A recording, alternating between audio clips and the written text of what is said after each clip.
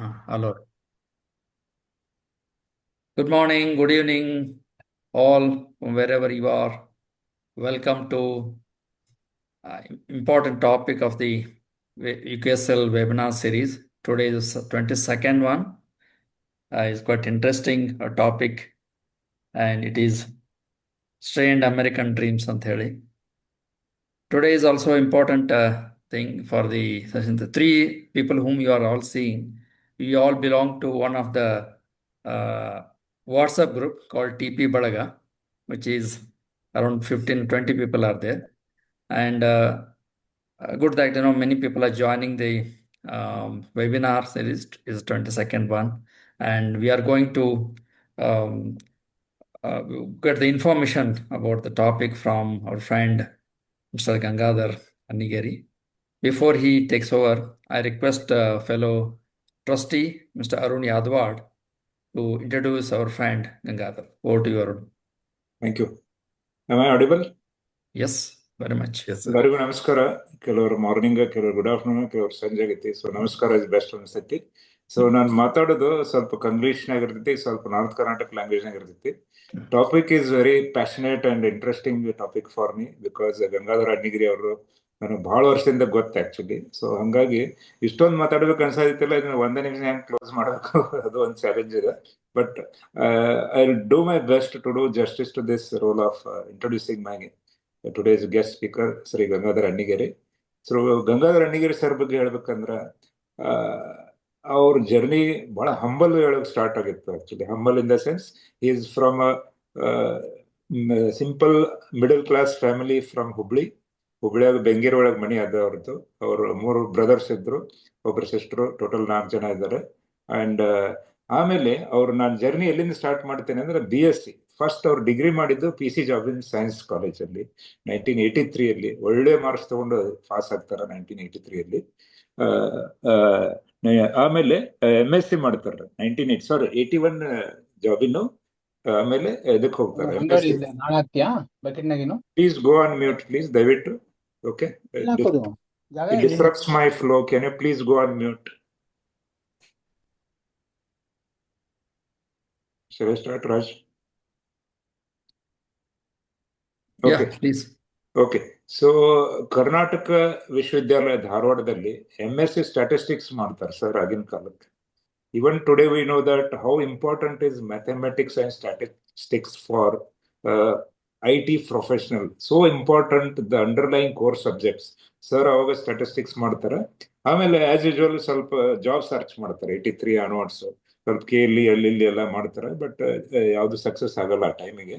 So sir ಏನ್ ಮಾಡ್ತಾರೆ ಅಂದ್ರೆ ಆಸ್ ಯೂಶುವಲ್ ಕರ್ನಾಟಕದಾಗ ನಮ್ಗೆಲ್ಲ ಅವಾಗ ಹೆಂಗಿತ್ತಪ್ಪ ಅಂತಾರೆ, ಜಾಬ್ ಸಿಗ್ಲಿಲ್ಲ ಅಂದ್ರೆ ಪುಣಾಕ್ ಹೋಗ್ರಿ, ಇಲ್ಲ ಬಾಂಬೆಗೆ ಹೋಗ್ರಿ ಅಂತ ಇರ್ತೈತಿ. ಬಟ್ ಬಿಫೋರ್ ಡೂಯಿಂಗ್ ದಟ್ ಇನ್ನೊಂದು ಮೇಜರ್ ಇಂಪಾರ್ಟೆಂಟ್ ಸ್ಟೆಪ್ ತಗೊಂಡ್ರು sir Gangadhar sir. What he did was a brilliant student of his times actually. Karnataka university ಹೋಗ್ತಿದ್ರಲ್ಲ, ಅವರು ಟೈಮ್ ವೇಸ್ಟ್ ಮಾಡ್ತಿರ್ಲಿಲ್ಲ. ಯಾವಾಗಲೂ ಲೈಬ್ರರಿ ಕುಂತ ಈ ಮ್ಯಾಗ್ಝಿನು ಆ ಮ್ಯಾಗ್ಝಿನು ಇಂಟರ್ನ್ಯಾಷನಲ್ ಜರ್ನಲ್ ಅಂತ ಬಹಳ ಓದ್ಕೊಂಡಿದ್ರು ಅವಾಗ. ಅಂಡ್ ಸಮ್ವೇರ್ ಈಗ ನಾವು IT ಅಂತ ಏನಂತೇವಲ್ಲ, ಆಗಿನ ಕಾಲದಲ್ಲಿ 1983 ಅಲ್ಲಿ ಅವ್ರ ತಲೆಗೆ ಬಂದ್ಬಿಟ್ಟಿತ್ತು, if I have to become I have to get into this field. ಅವಾಗ ಇನ್ನೂ ಬೂಮ್ ಆಗಿರ್ಲಿಲ್ಲ ಇಂಡಿಯಾದಲ್ಲಿ. 1990s ಇಂದ ನೋಡ್ರಿ ನೀವು ಎಲ್ಲ ಬೂಮ್ ಆಗಿದ್ದು. But this was 7 years even before that. He could visualize that this is the industry of tomorrow. I have to get into this. ಆ thought ಬಂದಿತ್ತು. ಇನ್ ಮಾಡಿದ್ರೆ ಒಂದ್ ಏನಾದ್ರು ಮಾಸ್ಟರ್ ಸ್ಟ್ರೋಕ್ ಹೊಡಿಬೇಕಂತ ಹೇಳಿ ಗೇಟ್ ಎಕ್ಸಾಮ್ ಬರೀತಾರೆ ಸರ್ ಅವಾಗ. ಗೇಟ್ ಎಕ್ಸಾಮ್ ಬರೆದ್ರು and he got a seat in Andhra university Vizag ಅಲ್ಲಿ MTech computer science and technology ಮಾಡ್ತಾರೆ. Can you imagine one simple guy coming from a humble background, doing BSc, then doing MSc, then MTech in computer science and technology? ಆಗಿನ ಕಾಲಕ್ಕೆ ಈಗ ನಮ್ಮ ಹುಡುಗರು BA ಒಂದು extra degree ಓದಂದ್ರು ಹೋಗಂಗಿಲ್ಲ, hesitate ಮಾಡ್ತಾರೆ. But that was his achievement during those times when we were even didn't know how the computer looked like. Forget about even doing something on that. So then he passes in 1987 and he gets master's, 1 degree, 2 masters already. And now again you have to search for job. ಹುಬ್ಳ್ಯಾಗಂತೂ ಯಾರು job ಸಿಗಂಗಿಲ್ಲ ಈ ಕ್ವಾಲಿಫಿಕೇಶನ್ಗೆ. ಅದು ಗೊತ್ತಿತ್ತು, ಆದ್ರೆ lecture ಆಗಬೇಕು, ಬೇರೆ ಏನಿಲ್ಲ ಅಂದೆ. Okay, so again he rushes to ಮುಂಬೈದ ವರ್ಕ್ ಮಾಡ್ತಾರ. ನಿಮ್ಗೆಲ್ಲ ಗೊತ್ತಿರ್ಬೋದು, ಸಿಟಿ ಬ್ಯಾಂಕ್ NA ಅಂತಿತ್ರಿ ಅವಾಗ. NA is national association. It was not council or something else. City bank NA is in India head quarter in Calcutta in 1902 ಒಳಗಿತ್ರಿ ಅದು. So sir ಹೋಗಿದ್ದು first interview crack ಮಾಡಿದ್ದು ಸಿಟಿ ಬ್ಯಾಂಕ್ ಎನ್ಎಲ್ಲಿ, ಅಲ್ಲಿ consultant join ಆಗ್ತಾರೆ ಬಾಂಬೆಯಲ್ಲಿ. And that time itself, after his PG experience, he was very expert. He was having very much experience in photon, COBOL. ಇವೆಲ್ಲ ಭಾರಿ hands on ಇತ್ರಿ ಅವ್ರಿಗೆ. ಅಲ್ಲಿ ವರ್ಕ್ ಮಾಡ್ತಾರೆ. ಅಲ್ಲಿ ವರ್ಕ್ ಮಾಡಿದ್ಮೇಲೆ ಬಟ್ ಅವ್ರಿಗೆ ಹೆಂಗಿತ್ತಂದ್ರೆ, if I something I believe it will happen, I have to do it. ಅವ್ರ ಕನ್ವಿಕ್ಷನ್ ಜಾಸ್ತಿ ಇತ್ತು, ವಿಷನ್ ಸ್ಟ್ರಾಂಗ್ ಇತ್ತು. ನಾನು ವರ್ಕ್ ಮಾಡಿದ್ರೆ ಯುನಿಕ್ಸ್ ಅಲ್ಲೇ ಮಾಡಬೇಕು, ಸಿ ಅಲ್ಲೇ ಮಾಡಬೇಕು, ಡೇಟಾ ಬೇಸ್ ಅಲ್ಲೇ ಮಾಡ್ಬೇಕಂತ. He was pursuing those kind of opportunities ಬಾಂಬೆಲಿ. ನಾವು ಹಿ ಜಾಯಿನ್ಸ್ ಬಿಲ್ಲಿ ಮೊರಿಯಾ ಅಂತ ಒಂದು ಕಂಪನಿ ಇದೆ, ಈಗಲೂ ಇದೆ, ಅದು ಫೈನಾನ್ಸ್ ಕಂಪನಿ, ಅದು ಫೈನಾನ್ಸ್ ಅಂಡ್ ಆಡಿಟ್ ಕಂಪನಿ. ಅಲ್ಲಿ ಹೋಗ್ತಾರೆ with some IT experience already in city group. He joins that, and after that he has never look back in life. From day one 1987 ಇಂದ ಇಲ್ಲಿವರೆಗೆ ತಿಳ್ಕೊಡ್ರಿ, almost 39 years he has experience only in fintech. ಅಲ್ಲಿ 3 ವರ್ಷ work ಮಾಡ್ತಾರೆ. And he joins as a consultant. He heads on department, IT department. ಆಗಿನ ಕಾಲದಲ್ಲಿ ಇಂಡಿಯಾದಲ್ಲಿ ನಾವು ಈಗ ಒಂದು ಸಣ್ಣ ಟ್ರಾನ್ಸಾಕ್ಷನ್ ಮಾಡಿದ್ರು ಒಂದು SMS ಬರ್ತಿತ್ತು. That advance we have banking technology. And that was a era when India banking was going revolutionary changes, and they were changing the accounting systems in every bank. And he has worked in a grassroots level of this banking revolution. So you imagine you have this kind of deadly experience in hand, and people are looking to embrace you in your job. ಹಂಗಿತ್ತು ಅವಾಗ market, ಹಂಗೆ create ಮಾಡ್ಕೊಂಡಿದ್ರು, ಅವರು ಅಷ್ಟೇ ಶಾಣೆ ಇದ್ರು. So then he headed to US. With this background he has gone to US in 1992. ನಾವು you can imagine, ನಾವೆಲ್ಲ ಈಗ ಮನ್ಮನಿ US ಹೋಗಿ ಬಂದಾರ ಕೆಲವು, ನಾವು ಹೋಗಿವಿ, ನಾನು ಹೋಗಿನಿ. But that was the first generation of Indian migrants getting into the IT revolution, and he was there at the right time, at the right place. ಅಲ್ಲಿ ಹೋಗಿ ಏನ್ ಮಾಡ್ತಾರ, ಅಲ್ಲಿ ಹೋಗಿ he will go to the next level of profession. He works for some of the top brands, finance brands of the world, like American Express, Bear Stearns, JP Morgan, Morgan Stanley, Deutsche Bank, Wells Fargo. ಇಂಥ ಇವು ಯಾರ ರೆಸ್ಯೂಮ್ನಾಗ ಇವತ್ತು ಹಾಕಿದ್ರು ನಿಮ್ನ ಕಣ್ಣೆತ್ತಿ ನೋಡ್ತಾರೆ, ಮಂದಿ ಬರ್ರಪ್ಪ ನಮ್ಮಲ್ಲಿ ಜಾಯ್ನ್ ಆಗ್ರಿ ಅಂತ. That kind of branded companies he was working for ಅವಾಗ. ಸೊ ವೆನ್ ವಿ ಲುಕ್ ಬೇಕಲ್ಲ, ವೆನ್ ವಿ ಅವಲೋಕನ ಮಾಡಿ ನೋಡಿದ್ರೆ ನನಗೆ ಸ್ವಲ್ಪ ಮೈ ಜುಮ್ ಅಂತ, ಸರ್ ಎಷ್ಟು for of he has come from where he was and wear he is. And then he goes on to work in various banking technology, Sybase ನ ವರ್ಕ್ ಮಾಡ್ತಾರ, ಡೇಟಾಬೇಸ್ ಅಡ್ಮಿನಿಸ್ಟ್ರೇಟಿವ್ ವರ್ಕ್ ಮಾಡ್ತಾರ, ಫಿನ್ಟೆಕ್ ನ work ಮಾಡ್ತಾರ. And now it is like cake walk. He has to choose what he wants to do. ಅಲ್ಲಿಗೆ ಬರ್ತಾರ. And all this was possible. What is the message from sir is, he had a strong foundation of statistics, science, mathematics, and then technology. So we should believe in the foundation. ನಿಮ್ಮ foundation strong ಇತ್ತು ಅಂದ್ರೆ ನೀವು ಎಲ್ಲಿ ಬೇಕಾದ್ರೂ ಹೋಗ್ಬೋದು, ಏನ್ ಬೇಕಾದ್ರೂ ಮಾಡ್ಬೋದು. That's how he designed his career. But where he differs is, Gangadhar sir, he didn't have any guidance, he didn't have any mentor, he didn't have financial support, and no grassroots support. ನೀವು ನಮ್ದು resume print ಮಾಡೋ computers ಇರಲಿಲ್ಲ ಅವಾಗ. ನಾವು join ಆದವು computers ಹೆಂಗಿದ್ದು ಅಂತ ನಮ್ಗೆ ಗೊತ್ತಿರಲಿಲ್ಲ. ನಮ್ಮ ಫ್ರೆಂಡ್ ಒಬ್ಬ ರಾಜೇಂದ್ರ ನಂದಿ ಅಂತಿದ್ದ. Will take half second and tell you this example. ನಮ್ಮ ಅಣ್ಣ ಮೇಡಮ್ ಇದು ಕಂಪ್ಯೂಟರ್ ಅಂತ ಹೇಳ್ತಿದ್ದ ರಾಜೇಂದ್ರ ನಂದಿ. ಅವ್ರನ್ನ ಯಾರು ಅಂದ್ರೆ ರಾಜೇಂದ್ರ ನಂದಿ ಸರ್, ಹುಬ್ಳಿಯಲ್ಲಿ ವರ್ಕ್ ಮಾಡ್ತಾರೆ. ಏನು ಕೀಬೋರ್ಡ್ ಅಷ್ಟು ಭಾರಿ ಮಾಡಿರಲ್ಲ, ಈ ಕಡೆ ಇನ್ಸರ್ಟ್ ಈ ಕಡೆ ಇಟ್ಟರೆ ಡೆಲ್ ಇಟ್ಟರೆ, ಈ ಕಡೆ ಎಂಟರ್ ಬಟನ್ ಇಟ್ಟರೆ ಹೆಂಗ್ ಇಟ್ಟರು ಅವ್ರು ಅಂತ ನಾವು ಹೇಳ್ತಿದ್ವಿ. ಲೇಟರ್ ನಮ್ಗೆ ಇಲ್ಲದು ಕೀಬೋರ್ಡ್ ರೆಡಿ ಇರ್ತದೆ, ನಾವು ತಂದು ಮನ್ಯಾಗ ಅಸೆಂಬಲ್ ಮಾಡ್ಬೇಕು ಅನ್ನೋದು ನಮ್ಗೆ ಲೇಟರ್ ತಿಳಿಯಿತ್ತು. ಅವಾಗ ರಾಜೇಂದ್ರ ನಂದಿ ಸರ್ ಬಾಂಬೆದಾಗಿದ್ದು ಕಂಪ್ಯೂಟರ್ ಅಸೆಂಬ್ಲಿ ಮಾಡ್ಕೊಂಡು ತಂದಿದ್ದರು ಮನೆಗೆ. That was our knowledge. But sir ಅದಕ್ಕಿಂತ ಮೊದಲು, even 5 years before that, he was already in technology. So that shows up. When you see with such a humble guidance he has reach that level ಅಂದ್ರೆ, that is very inspiring for people like us. And ಅದಕ್ಕೆ ನಮಗೆ ಅವ್ರ ಬಗ್ಗೆ ಬಹಳ respect ಇದೆ. Is my senior, is my guide, is my friend. And personally ಹೇಳ್ಬೇಕಂದ್ರೆ, is married to our own close friend Shobha, who was our classmate and who is also a BBN. And it's a BB ಹಳೆ ಇದ್ದಂಗೆ sir ಇದ್ದಾರೆ ನಮಗೀಗ.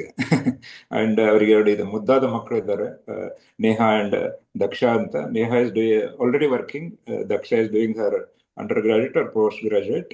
All of them live in US, new Jersey. And lot of culture ಬಗ್ಗೆ ಹೇಳಿಕೊಟ್ಟಾರ ಹುಡುಗರಿಗೆ. ಅವ್ರಿಗೆ ನಾನು ಭೇಟಿಯಾಗಿಲ್ಲ ಸದ್ಯ US ಆಗ, ಇಂಡಿಯಾದಾಗ ಭೇಟಿಯಾಗೇವಿ. ಹುಡುಗರಿಗೆ ಎಲ್ಲ ಭರತನಾಟ್ಯ ಎಲ್ಲ ಕಲ್ಚರಲ್ ಚೆನ್ನಾಗಿ ಬೆಳೆಸ್ಯಾರ. So they are quite aware of Indian history, culture, etcetera. And that's their family. And one last point ಹೇಳ್ತೇನೆ. What he believes in life, never give up. Never give up. whenever you fail, embrace the failure, move on with the failure, then come back second time with more strength and strong belief that you will win again. So this cycle you should implement in life and always pursue happiness and never get bogged down by the failures. Move on. ಮುಂದೆ ಹೋಗ್ರಿ ಮತ್ತೆ build up ಮಾಡ್ಕೊರಿ ಮನುಷ್ಯ ಮತ್ತೆ ಬರ್ರಿ ಮತ್ತೆ attack ಮಾಡ್ರಿ then move on. This is his belief. And I was just thinking which ಅದು ಲಾಸ್ಟಿಗೆ ಹೇಳ್ತೀನಿ, ಒಂದು ಕ್ವಶನ್ ಇದೆ ನನಗೆ based on what I studied is, sir ಈಗಿದ್ರೆ ಏನ್ ಮಾಡ್ತಿದ್ರು ಇದ ಕ್ವಾಲಿಫಿಕೇಶನ್ ಅಂತ. We lost this towards the end. I want him to answer. And his journey is a torch for today's Gen Z kids. When we have so much of facilities, uh, when we have so many mentors, guides, so many channels, so much of website information, everything is available. Still, we struggle to land right opportunity. We struggle. We get bogged down by small, small things. And people like this should please look up to somebody like Gangadhar sir. This is my brief introduction about sir. And I'm very thankful to my team for giving me this opportunity to introduce sir. Thank you so much, Gangadhar sir, for joining us. It's over to you, sir, now. Thank you so much. Okay. Thanks, Arun. I hope you all can hear me. Yes, sir. Am I audible? Yes, Okay. sir. Yes. Thank you very much. Arun, you give my almost life summary, almost in a few minutes. I just want to thank Arun. Like, he praises me a lot, but to be honest with you, Arun and even Prakash. Prakash Rajgoli, I know them for a long time, and both of them are pillars for this, UK Trust, whatever they have created. They have very creative, people. They have run this organization really beautifully. They have done a lot of philanthropic work. They have put together all the people, and conduct a lot of tours. They have, you name it, they are in every, even, and that is very inspiring. It is their busy schedule. They take off time and do something like this.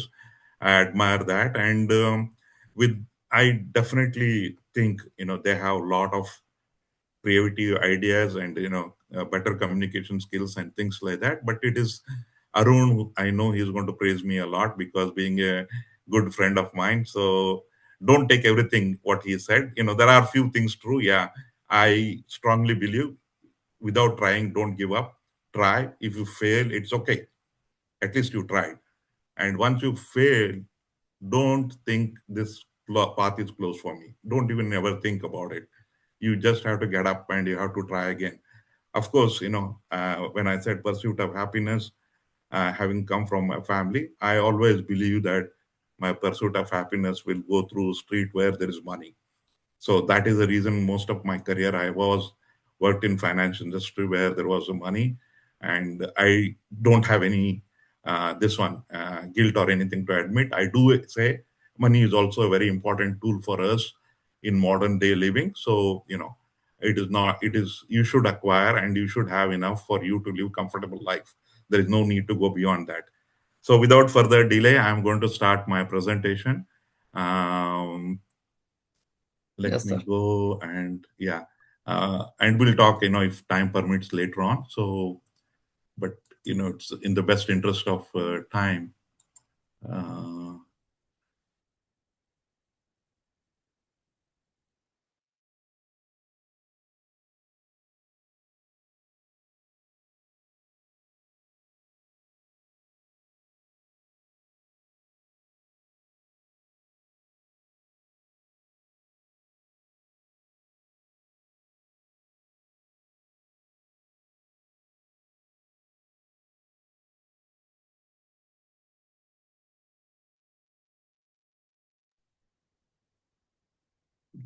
Full screen ಮಾಡ್ಲಿಕ್ಕೆ ಕೆಳಗೆ ಹೇಳಿದ್ನಲ್ರಿ ಅದೊಂದು ಮಾಡ್ಬಿಡ್ರಿ. ಅದು ಎಲ್ಲಿ ಬಂತಿರೋದು? ನೀವು ಮತ್ತೆ share ಮಾಡ್ರಿ ಅದು. Okay, let me go back. Yeah. Okay, I that. think here you said here. Yeah. And you is that okay now? share the presentation first, then we'll do that. Okay. Let me go start from beginning. Okay. Yeah.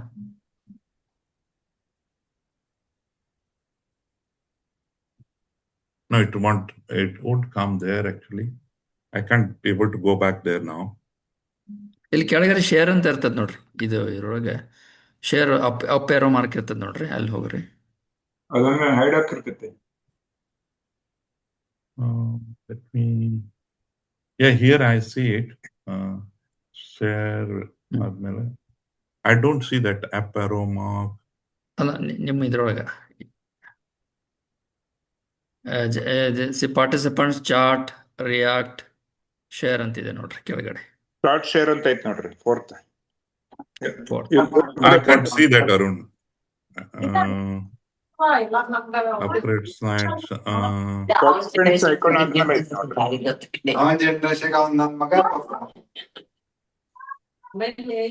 Okay, I can only do it from here. Slideshow. Participants, if you're not contributing, please go on mute. Otherwise, I have to mute everybody. Okay. Here I am, and what I should see, you say, document updated status, permission, signature available, check.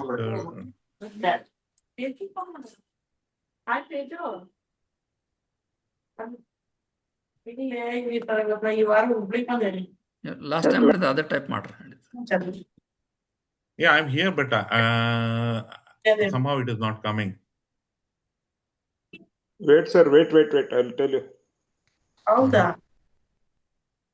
Girish Sharmali, please go on mute. Prakash, mute everybody. Yeah, that is the last resort. What is left? Sir, Gangadhar sir, screenshot question ನೋಡ್ರಿ, ಅಲ್ಲಿ ಐತೆ ನೋಡ್ರಿ. Sir, yeah, I'm sharing. I'm putting on the separate monitor. ನೀವು last time ಬಂದಿದ್ದೀರಿ ನೋಡ್ರಿ, ಅಲ್ಲೇ ಹೋಗ್ರಿ. ನೀವು ವಾಟ್ಸ್ಆಪ್ ಕಳಿಸಿ ನೋಡ್ರಿ, ಅದ್ರಾಗ it is 5th button start share ಅಂತ ಐತೆ ನೋಡ್ರಿ. ಅದು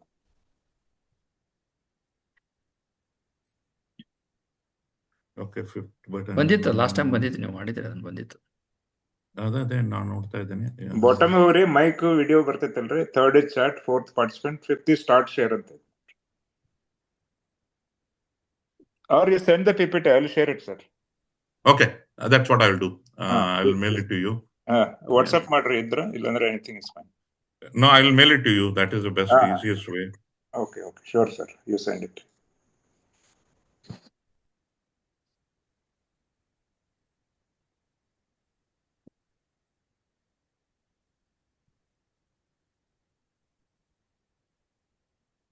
ಅಲ್ಲ, ನಿಮ್ಗೆ ಬೇಕಂದ್ರೆ ನಾನು ಶೇರ್ ಮಾಡೋದು, ನನ್ನ ಕಡೆನೂ ಐತದ. ಅವನಿಗೆ ರಾಜ್ಗೂ ಮಾಡಿಬಿಡ್ರಿ, that is better. He is the anchor ಅಲ್ಲ, ಈಸಿ ಆಗುತ್ತೆ. ಇಲ್ಲ ಕಳಿಸ್ಯಾರ, ನನ್ನ ಕಡೆ ಐತದ. ಅದನ್ನ ಹಾಕ್ಬಿಡ್ರಿ ಮತ್ತೆ. ಅದನ್ನ ಮಾಡ್ತೇನೆ ಅಷ್ಟೇ. Okay, that's fine. You start, sir. We'll show the slide. Okay. Sorry about that inconvenience. No worries. I will open that and share it. 1 second.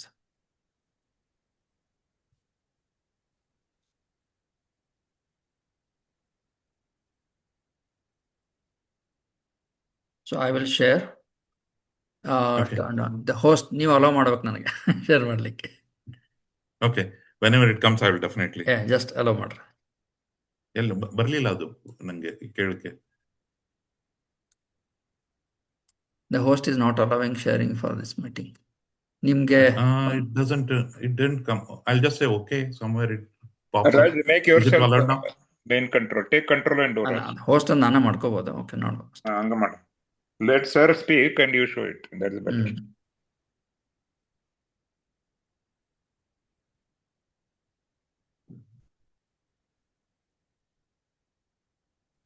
Unfortunately, Zoom was never allowed in any of the corporations when I was working. So I have okay, I am reclaiming the host, sir. No worries. Okay, sure. I have reclaimed the host and now I will share. Okay. Share the screen, full screen. You guys can see the screen? Yeah, I can see it. Okay, we're all set.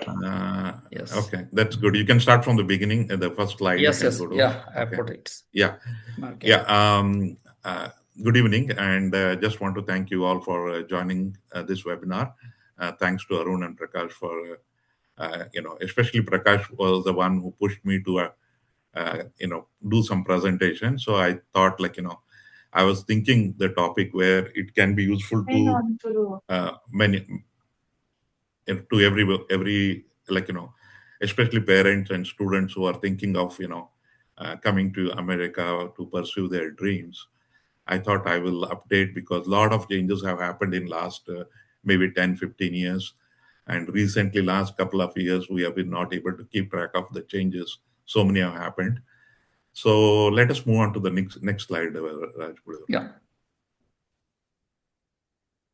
So basically, if you look at Google, and I have used Google, Gemini AI for a lot of work in this presentation. That is my resource for research. So it's basically what it says is, regardless where you are born, your social class, you can achieve success, prosperity, better life through hard work, determination. So these are the qualities, actually American dream they talk about. But if you go and talk to layman who is already living in America, the American dream is basically uh, long-term residency, like owning a home, like, residency, owning a home is a kind of a dream. And you can own a home when you are going to reside in that place for long term. So that is where you are going to come to a permanent residency, what you currently call it as a green card. Okay. So to achieve this, to have a legal pathway to live and work and build a long-term career in America, there are a lot of different ways, but we are going to focus on only two. One is H-1B visa and F-1 student visa. There are some family-based visas, but they are not. We are not going to cover those things today. Our focus mainly will be on F-1 student visa and H-1B visa. H-1B visa, what it is basically it's a non-immigrant visa, and this was like American government has started. I'm probably one or maybe the first batch or second batch of H1 workers who came to America based on the skill. If the skilled labor is not available in America, American corporations can get people from uh, uh, uh, all across the world. People who have those skills, they can bring to work in US initially for 3 years, and they can subsequently extend it by another 3 years. That is the remember, this is the short term and non-immigrant visa. However, when you are on non-immigrant visa, you can pursue to become a immigrant by applying, going through the labor process, and becoming a green card holder. And F1 visa is again student visa, where the students all over the world come to America to pursue studies in American universities for the better future, for their American dream. And they go through. Most of the Indians come for post graduation. Now sometimes I have seen even people coming for undergrad also. So once the F1 visa you come through, you finish, then you are going to go to practical training, and then uh, after that you pursue the H1, and we'll go through the whole process when we get we go for the slides we go on.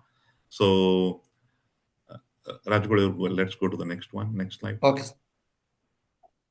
So I put a Statue of Liberty. It's not audible. Am I audible, sir, to you? Yeah, I am audible. In the chat, Rohit is saying he's not able to hear. Others are able to hear? No, I am saying we can hear. Yeah. Sudhir is saying he cannot hear. Okay. Sorry. Yeah. So now I have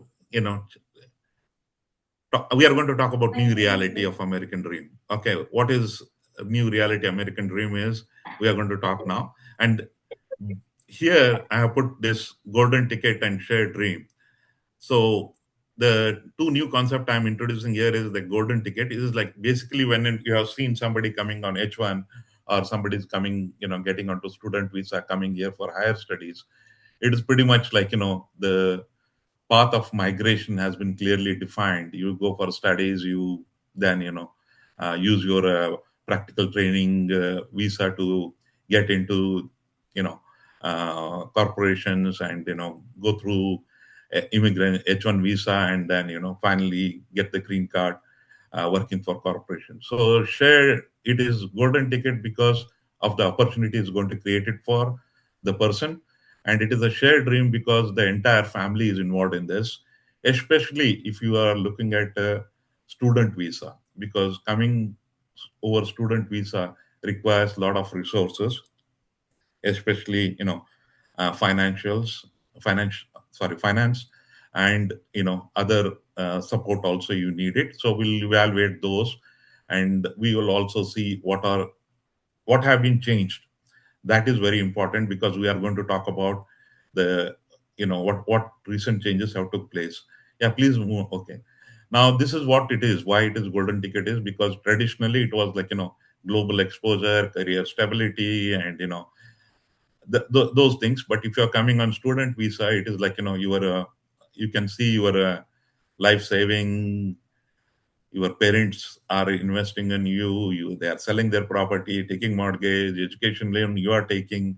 So it is basically the entire family is involved to ensure that the the person who is going to come over to America is going to come on student visa. He has all the resources he could, and they all knew that once he gets there, once he stays, completes his degree, goes through the practical training, gets a corporate visa, and H1 visa, whatever, and then he will pay it back all the money with interest to whether it is a bank or returning that money to parents and or siblings, whatever. Those things were kind of a guaranteed. The default rate was very, very low. Everybody invested, got it back, and coming over here has boom for the family. Even not only just parents, even sibling, a lot of time got profited out of it. Uh, Now the question this seminar is going to address is what is return on investment. So if you go back slightly. Okay, go back one. So this is good. So return on investment. This is a very concept. The most of the financial instruments have, like if you're putting or you're investing, what are my returns? What I'm going to get it. Whether you look at your finance or you're buying a home, you're buying a additional property for rental, or whatever it is. So most of majority of our financial decisions based on ROI. What is the return on my investment? So the question now is this is what we want to understand, whether there is a guaranteed ROI if you come, especially on student visa.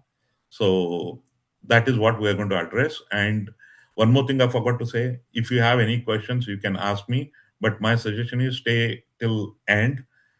We will take all the questions. I will definitely able to provide you. And this whole presentation, as I said, even though I used the Google, but a lot of it is based on my own experience. And I have been seeing so many people who are worked with me, whom I know, and they were going through their whatever time. So based on all that, I have tried to put together. So it is kind of a package. So let us go through it at the end. Probably whatever questions you have, I do answer. And meanwhile, please let me know if you are able to follow. Am I talking very fast, or should I slow down? How it is? Is optimal, sir. Please go ahead. Sir, correct. It's Okay, perfect. good. Perfect. Okay. Now let us look at what is changing. Okay.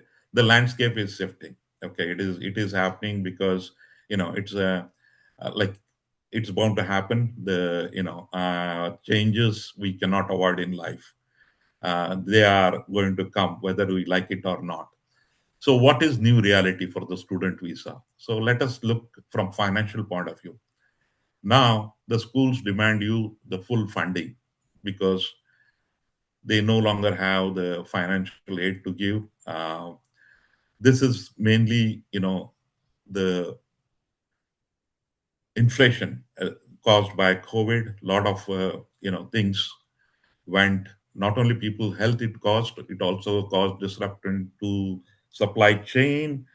It also caused, heavy inflation. It also made government, like, majority of the government spent, like an American government spent like $3 to $4 trillion to give it to corporate. It also gives it to lot of citizens to cope up with the job loss, cope up with taking care of people who are impacted by COVID. Even a lot of times government said you can't force people to not evacuate if they are not paying rent also, because those are very difficult hard times.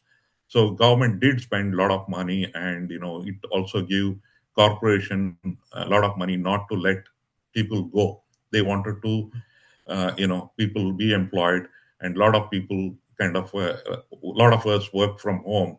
We all know that because this is a recent past, 2020 onwards. Now the schools don't have funding. A lot of funding is like reduced, or you won't get a financial aid.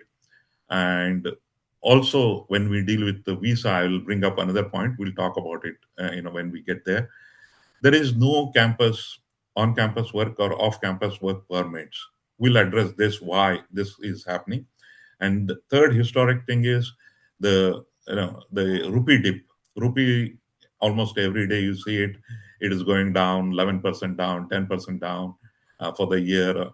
So the amount of money you thought you are budgeted and you are going to come for student visa has to be readdressed again, because cost of living. So the cost of livings are very high. I will just give an example. In 93, 94, I used to work in New Jersey Freehold. We used to go and eat in one of the Indian restaurant, buffet lunch, usually some days, weekdays, Monday to Friday. It was costing about $6. Today, if you go and eat, first of all, there are no more buffet lunch. All you can eat lunch have been almost discontinued by most of the restaurant. But whoever, some restaurants offer, it's almost $30 now. So you can imagine cost of food, which was almost like negligible amount we used to spend for food, is has become a substantial. And the same thing, the cost of rentals have gone up, cost of tuitions have gone up. So you definitely need to take all that into account. But we will address the no or reduced financial aid, why, and no campus or off campus work permits. Those two things will address it. However, if you are planning or you are sending your kid, make sure that the amount of money is going to be at least a 20 to 25% higher, because of all these additional costs we have to bear to complete the graduation. Next slide, please.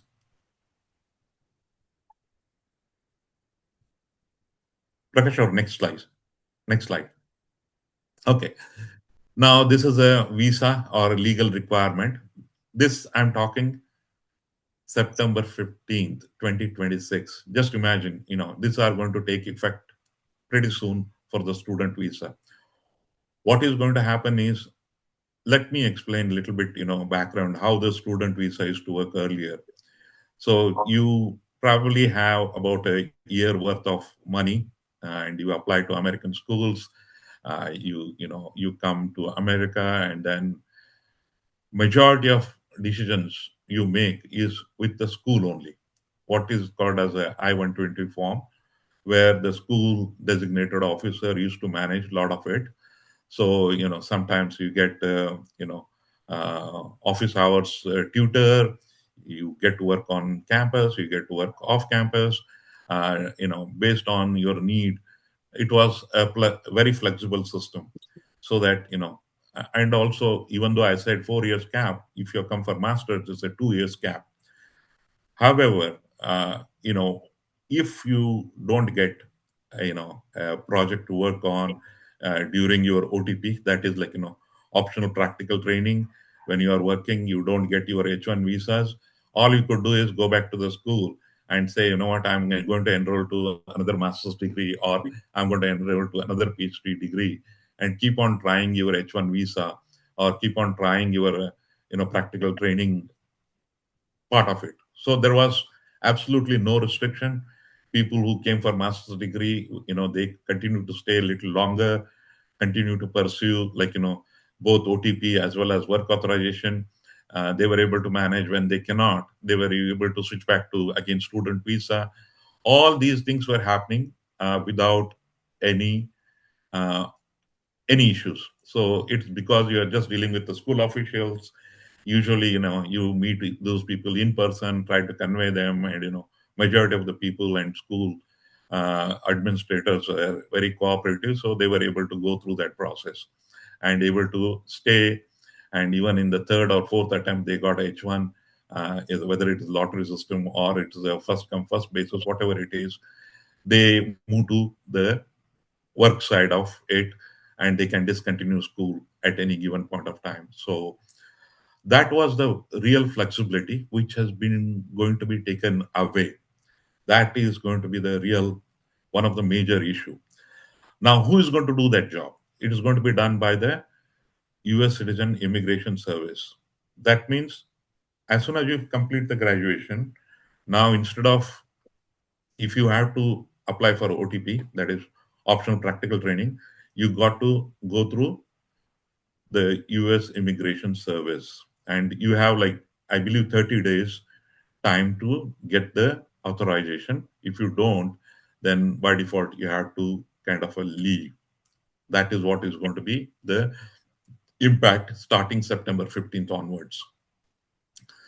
Now, the other major thing I want to mention, a lot of times the student, when they applied from India, you can apply, pick up a school, you can apply, and you can say, you know what, I'm going to do mechanical engineer, civil engineer, or mechanical engineer. But however, when you come to US, when you reach university, probably during the first semester, you can work out with the school administrators and others.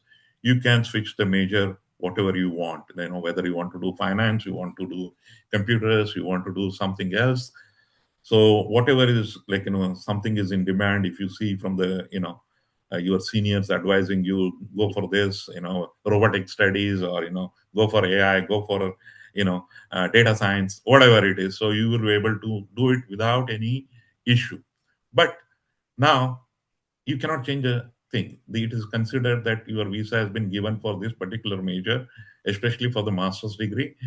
You are prohibited from changing it. So that means if you come here with a civil master's degree you want to do, or mechanical, or electrical, or statistics, maths, physics, whatever it is, you need to stick to that. If you change it, then probably they are going to say, you know what, it is, you're not following the rule. So this is another major change which is definitely going to impact. And we already added what are the hurdles for the OTP, already discussed what are the hurdles for OTP and work authorization, because the changes in the visa is going to be the major bottleneck, which was handled from the school, is going to be handled from immigration services, which is a United States government agency which controls the majority of the all the immigration related work. So you need to work with them and get the your visa extension authorization. So if you are granted for 2 years, in 2 years you have to leave. If you are granted for undergrad for 4 years, you have to leave in 4 years.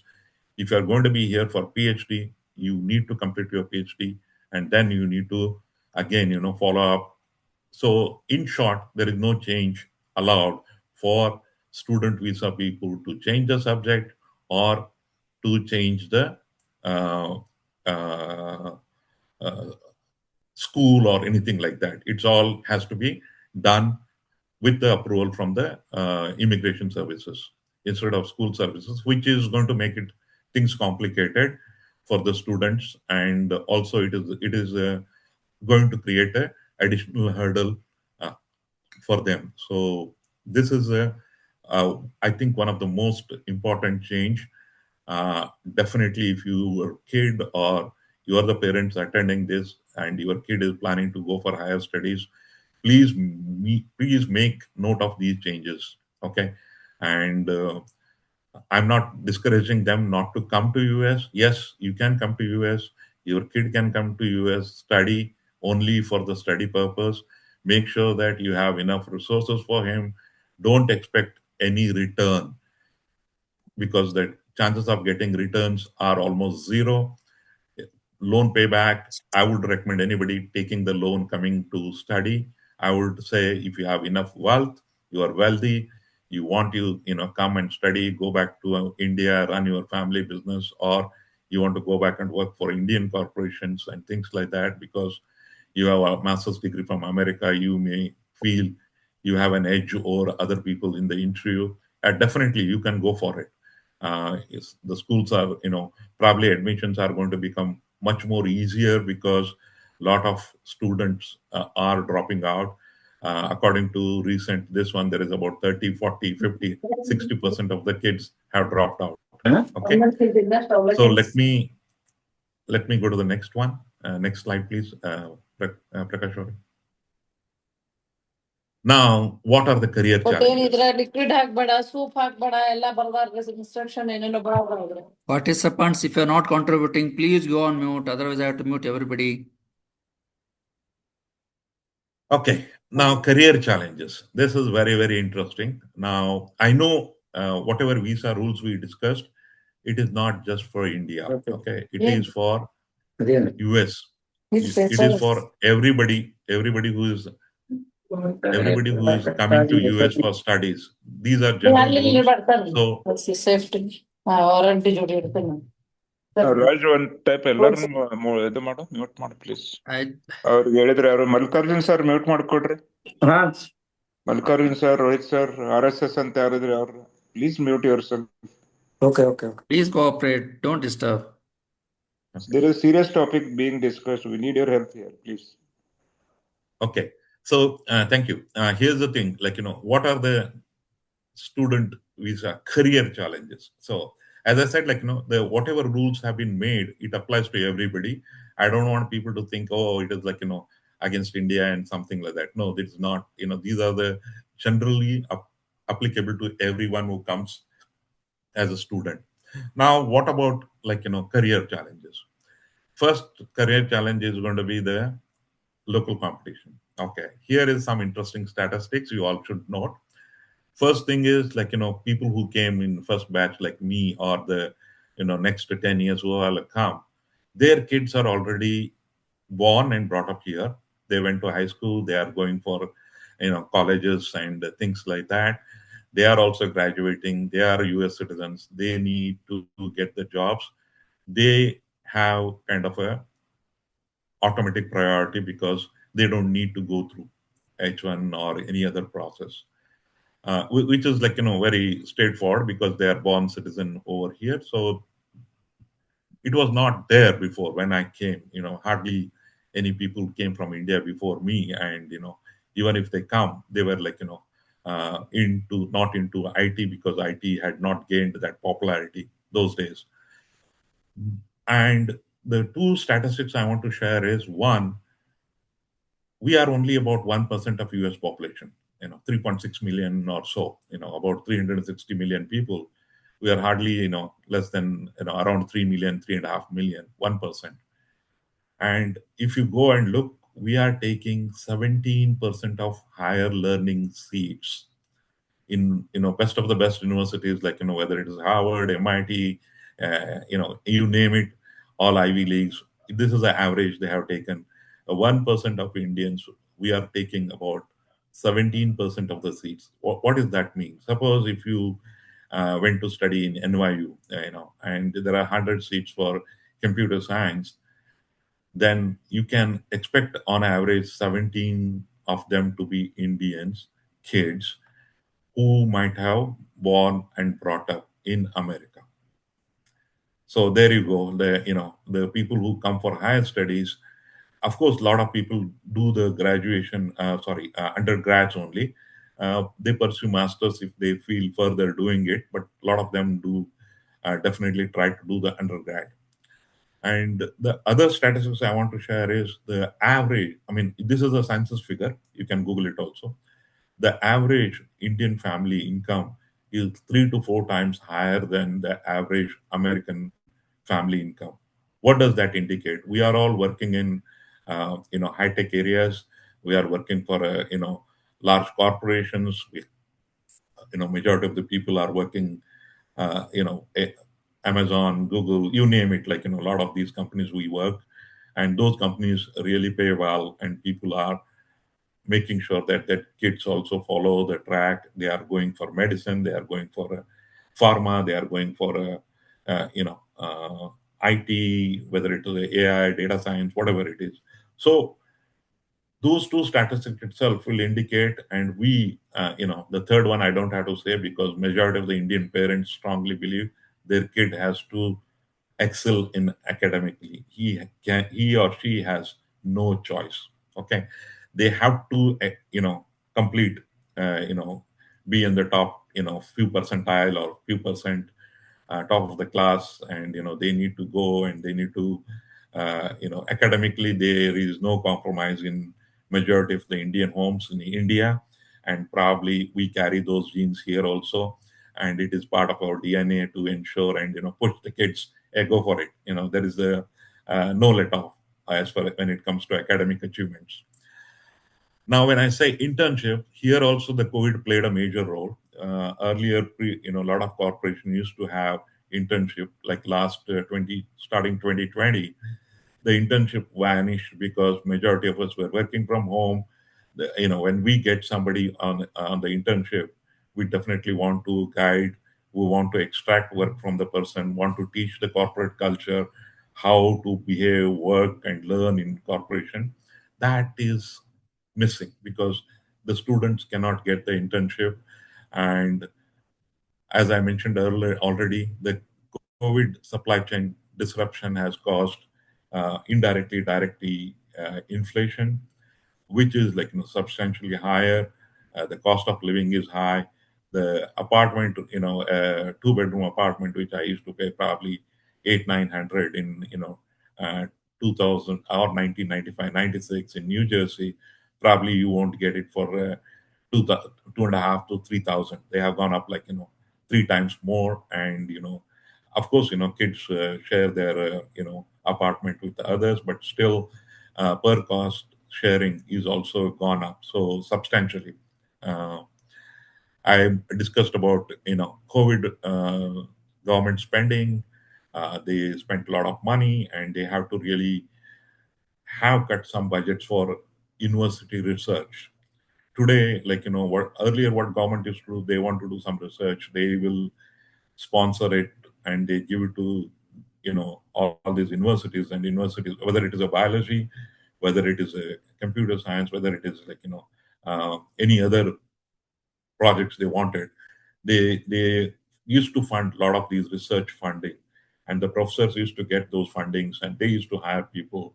Even though it is a biology funding, don't be surprised if they hire somebody with the data science or computers background, because they definitely need somebody to look and analyze the data. So that was there. And the professor also had some extra funding from the school where he could appoint somebody like, the kid who is academically good, who has done, got an A in the previously in that subject. He's a senior now.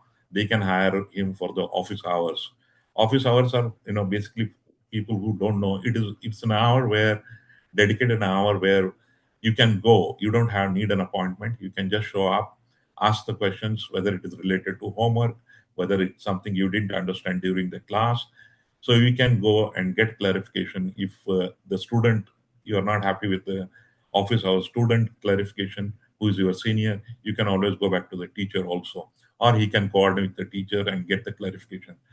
Even doing that, some way you used to get like tuition fees literally reduced by 25%, or you get some discounts over there based on the professor recommendation and things like that. Those are also gone. And you used to, like during summer, a lot of people with kids used to work in library, used to work in taking care of facilities and things like that. The funding was there, and that funding is gone. And you know why it is gone? Because they have to get work permit from the immigration service now. It is no longer school can decide. School has no rights to authorize any work related authorization. So in short, if you come here, probably pretty much you can say you're not going to get anything to work legally. I'm talking, you cannot work because the especially starting September 16th onwards, it is going to change the whole thing. The game is changed, so you need to figure it out what you are going to do, and how the government spending has reduced lot of funding to the schools, whether they are like, usually in America, you have a lot of private schools, but you do have a couple of government schools, and government funds even private schools research also. It is not like, they only do the government funding. So that is one impact. I can give an example where my friend's daughter wants to do, she finished a biology major and she wants to do something research. The professor said, we don't have funding. Now, even though like, there is no funding, but they say, oh, you can come and join. But you have to fund yourself. There is no, I mean, this I'm talking about American citizen. So they don't need a visa, but just imagine how complex it is going to be for a student, even if you want to join, and starting, September onwards, it is going to be very hard because the school cannot approve your OTP. That's where the major hurdle is going to be. And outsourcing, I have some stories to say. This has been happening, and which is like a good thing for India. And there are a couple of occasions, when we initially India started all these HCL, Infosys, and things like that. It was only what we call is like body shopping or something. We used to use the word, I don't know. It is like manpower supply. You try to train people, you try to send them across, or place them on B1 visas, H1 visas, and things like that. Then what happened is, because there was a major event, the World Trade tragedy, that triggered some of the legislation changes. The reason being is the data was stored mostly a single location, your data center, and the backups and everything were available in that data center. But when something happens like this, there is a risk for data. You won't be able to do the trading, you won't be able to do anything. So the companies which are completely dependent on the computer systems and completely rely on the data, if the data is not available, then they are in, they cannot do their business. That's the end of story. So what happened is, there was a legislative push to have alternate center, which is we normally call as a DR. I don't want to go too much into technical. It's called disaster recovery, and that data center expected to be away at least 50 miles from the primary one. So you have two data centers now. One is a primary functioning, second one is functioning as a secondary or a DR data center. And meanwhile, availability of people also. You can't have people at one location, because if something goes wrong with that location, you lose the power, or if there is a, whatever, natural or, a calamity which is going to cause outage, power outage during summer, whatever it is. So what will happen? You expect, a city like, New York to have everything. So you wanted to have alternate site. That time, probably, if you notice, issues. This is like, probably in starting early 2000, 2003, 4, 5, like that. A lot of these corporations started first outsourcing it, but also they also started opening their own office. Like, for example, Wells Fargo is opening their own office, or some other companies, financial institutes, opening their own centers in Singapore, in India, Bangalore, Hyderabad. Lot of people picked and choose. There is a good IT boom that also caused the local job loss. So that the earlier in 90s when we came, those things we don't have to face. We just have to go through, and there was no competition for us. But today now there is an alternative.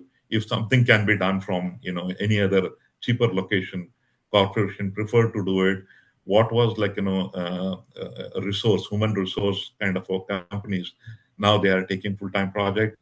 Not only that, the companies cut the middleman like Infosys, HCL, and all. They started their own um, offices also, because they felt that they need a long-term people, long-term. They should hire their own people, and they should have their own HR. And you see those things happening in both in US and other locations also. So these are some of the reasons where the career challenges the students are going to face, and the jobs which we thought is available is not going to be, available for a lot of people, and it is students especially. It is because of the restrictions have been imposed, and the chances of getting any of these hurdle is going to be a difficult one. So now we'll move to the next one. Yeah.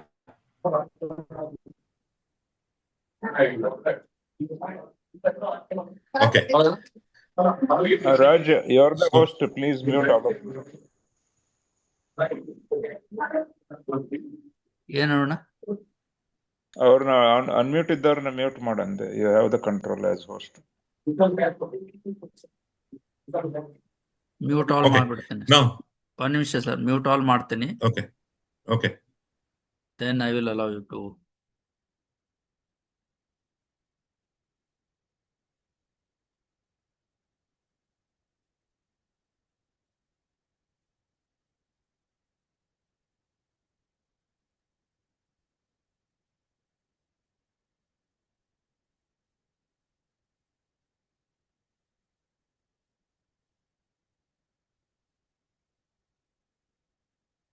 Okay. Can you hear me now? I hope you all can hear me. Just let me know. Please go ahead. Yes, Okay, sir. good. Okay, so let's look at the reality. The enrollments have been dropped. It is come down significantly. Okay, there used to be millions of kids used to come for studies. Now, this is a reality which is dropping, and it's almost 45% has gone down. But this is previous year data, 25, 24 data. 26 onwards, I think it's going to go to almost, probably in, very close to 100 or less than 100,000, because only people who want to pursue higher studies will come. It is almost ruled out for a middle class and, upper middle class families which want to take the loan and come over here, or want to sell some assets and come over here. Technically speaking, it is not worth it. The one of the things now it has become is your higher education is basically, it has become a high stake legal puzzle, because you need to go through so many things.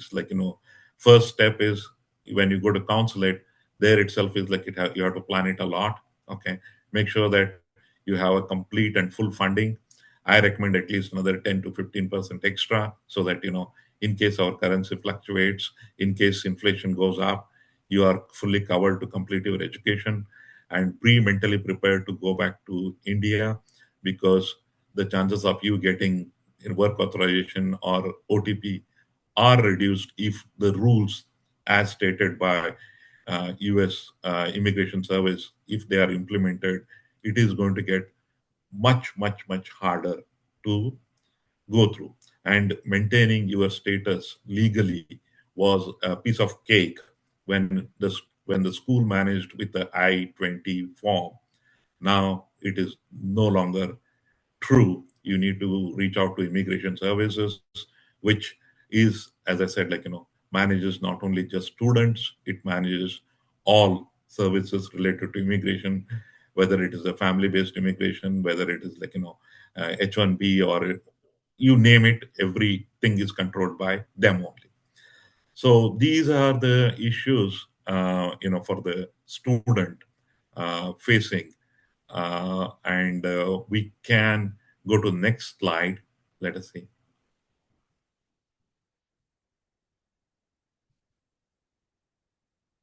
Okay. Now, before this, I just want to ask if anyone has any questions regarding student visa before we take up the H-1B challenges. What I can suggest, Gangadhar sir, is just we'll finish this presentation. Okay. Then Okay. at once Okay. we'll take. Otherwise, it will be disturbing. Please, you finish Okay. the slides. Okay, thank you. Okay. Now here is interesting. I picked when I was looking for challenge. When I look Google Images, I picked Mount Kailash. Anyone want to know the reason? I just want to let you know this is the only mount Mount Kailash is the only mountain so far has no history of anyone climbing. Whenever people try to claim halfway through, they had issues, they have returned. This is the history, probably about 100 years people have been tried and they give up because the weather changes so fast. Things happen halfway through. The person who's like expert went to halfway and he couldn't even find the path to reach the top. So it was almost impossible that they could conquer the Mount Kailash to reach on top. However, the Everest, you see it like, a lot of people are doing it. It has become like, pretty much people prepare and they reach to the Everest. And we have, every year, if not thousand, several hundred people are trying to track it to the top and, have done it successfully. Of course, there is a risk involved and, people know aware of it.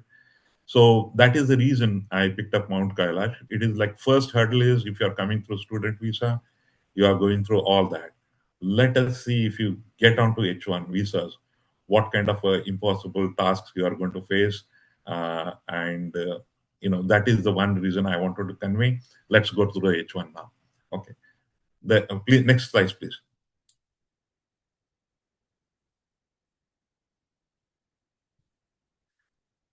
Now, let us talk when it comes to H1, it is going to be the main issue is going to be the green cloud backlog. Okay. Let me talk a little bit, go back to the historical thing. Uh, you know, Earlier, probably in 70s and all, I met, people who came that time. They were working with me when I just joined. And one of the guy who came from Punjab said, "Yeah, you know what? I landed here on a tourist visa. I wanted to see New York, and I liked it. I was with my one of relatives, and the relatives said, if you want to stay here, you can stay." And he took next day to the manufacturing company, and where this guy had some skills with the manufacturing. He knew how to repair autos and things like that. So he said, I can work on this, whatever machine you give it to me, he can do it. After a couple of days, they saw if the guy can be able to produce it, work in the environment. Then the company gave him saying that we're offering him a job, and he just had to take it to immigration service, and he is done. Okay. The other one, family-based visa, I know one of the person who came here, his brother has sponsored him, and he landed in 70s. And as soon as he walks to the immigration office, they issue a green card because he has already has a sponsorship. So there is no wait. There was no wait. These are like 70s, 80s stories. Come to 90s when I kind of came through, it was taking probably you have to go through a process which is called like a little bit uh, your employer has to do little bit of paperwork, and you need an attorney for this. So as I mentioned, H1B is basically is a non-immigration visa. It is given for the skilled worker whom already labor department says we don't have enough skilled person work for American corporation. And using that, and also you have a currently job offer, you are working, that all information lawyer will go and submit to the labor department. We want to adjust the status, we want to change the status of this H1B person from H1B to we want to make him a permanent resident, a green card holder. Now, in 90s, somehow the beginning of the H1, there was not a major issue with any backlog, and we apply 6 months. Labor department used to clear, or maybe 9 months, and then there was not a long wait. We need to go through some medical checkups and things like that within three, and we can do the adjustment here only. It was not a from green card. From H1B to green card, you can just adjust your status in America. You don't have to worry about much. So come like things starts progressing, then we approach Y2K, and in Y2K the number of visas were like issuing H1s were double tripled, just because everybody was panic thinking that there won't be any computer system working because of all this COBOL programming, where year was stored as YY instead of YY, Why? Like four digits, like 1960, 1950, 1940, 1999. Instead of that, they have stored only 99, and they were worried that once the switchover happens, the impact is going to be huge because just imagine they have to calculate your interest or something, and you do the diff between the dates and what it's going to come up with. God only knows. It could come up with infinity or it could come up with something. They had no idea. So because of that, there was lot of people came from India and other parts of the world also. Uh, then I think that time the backlog started building. The other reason could be like there were like three processing centers. Each processing center did its labor certification, issuing green card. The countrywide cap, what we call 7%. I don't know how effectively it was impacted. The later on in 2000 and subsequently, it was streamlined, and the country-wise quotas were very strictly enforced later on, and that is when we started seeing the backlog. So eh, we'll talk further. So today, as of now, if you have come recently and you are going on H1, you are going through H1 to permanent residency, the backlog is going to be humongous. It says it's decades of backlog we have.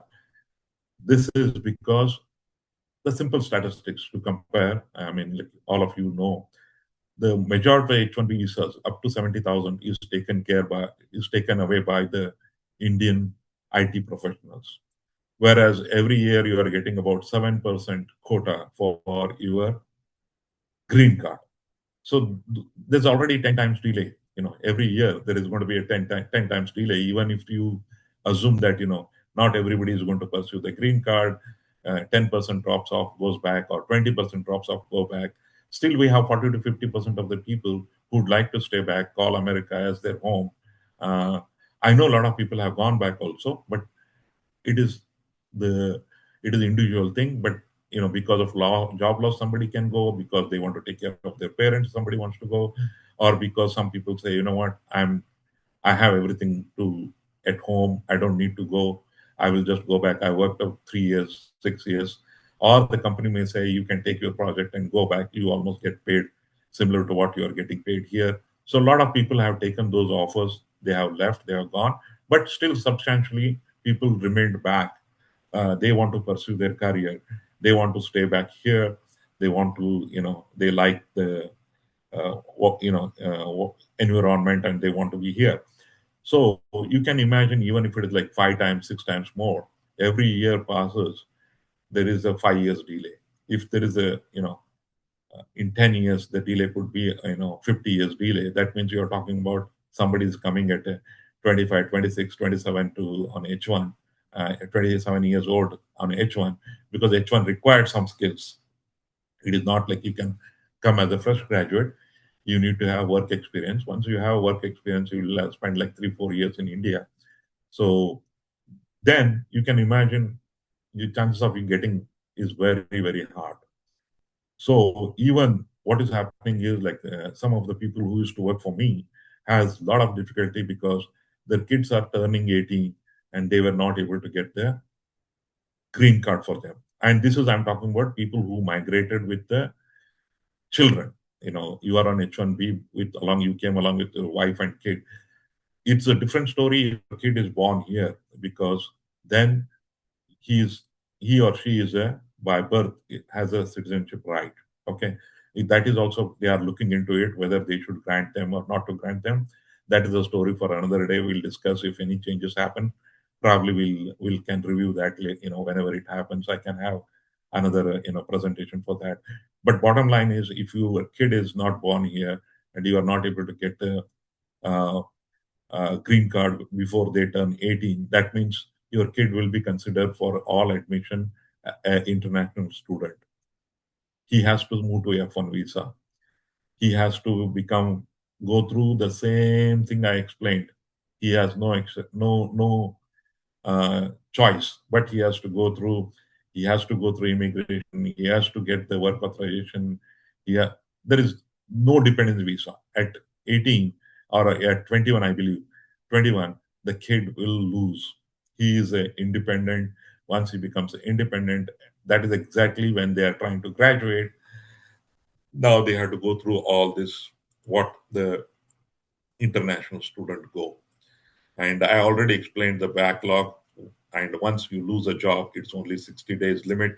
You need to pack off leave, and you have to ensure that, if you are owning real estate, if you are owning, any of those kind of things, what you are going to do with it. It is not easy. It is going to be the major decision you have to make. Uh, Next slide, please. Sir in the interview ಸ್ವಲ್ಪ fast ಮಾಡೋಕ್ಕಾಗತ್ತೆ ನೋಡ್ರಿ. Okay, sure. Okay, this is if you get laid off in H1, you have to leave. Okay, and of course the visa fees are higher, so that they want to discourage employer from sponsoring H1B visas from the India, because the simple, not from India, it's all over India. They want to raise the fees so that you don't take the jobs from local Americans, because in India, and the way it functions is, India government makes a lot of rules, and again, all these MLAs, MPs, whatever you call, they hold all these portfolios and things like that. The education minister, that minister, and all. Here we don't have that concept.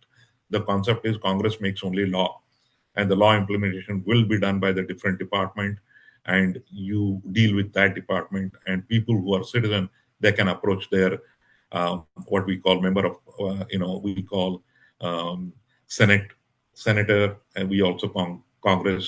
So every state has two senators, and you need to work with them. So there is a lot of pressure politically saying that people coming from H1 taking our jobs, so our kids don't have jobs.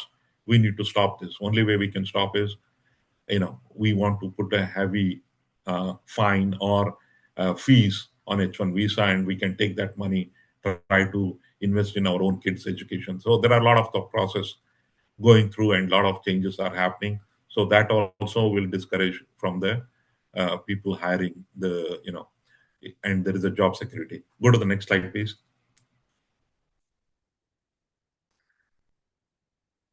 This is basically, again, stamping issues. I mentioned it already. Like, you have to go back, get your things stamped. And while traveling, again, you have to make sure that, you go to India, then you want to get your H1B visa. This happened to my daughter Neha's colleague. He had a last December 14th visa interview scheduled. He landed around 8th, and he realized that, his visa interview has been postponed because they want to review all his social media postings and things like that. They want to make sure that, he is migrating, becoming, or he's coming to US. The U.S. interest have been nation interest have been protected, so they are doing some cross checking with all these social media, and some other any violation, like you have not paid your parking tickets, whether you have been, like, violated some of the American rules, like drink driving and things like that. Those kind of things are also impacting, and they can deny visa on any basis now. Okay. Next slide, please.